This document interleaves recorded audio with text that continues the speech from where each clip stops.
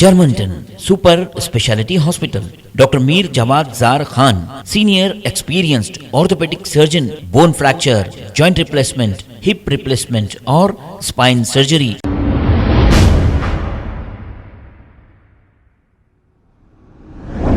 अस्सलाम वालेकुम नाज़रीन, 7H न्यूज़ में आपका इस्तकबाल है।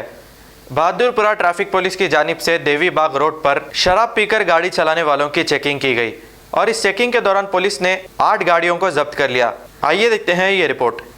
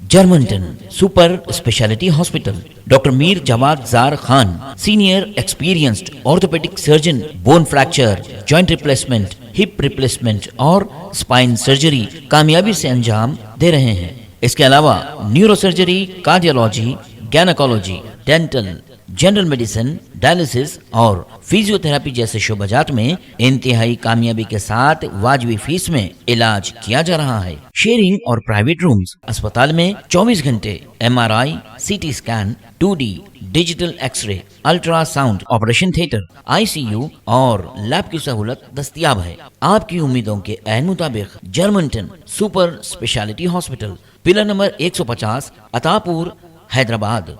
खबर है शहर की, खबर है गाँव की, खबर है सारी दुनिया की। 7H न्यूज़ पसंद आए तो लाइक कीजिए, शेयर कीजिए और सब्सक्राइब करना ना भूलें। 7H news.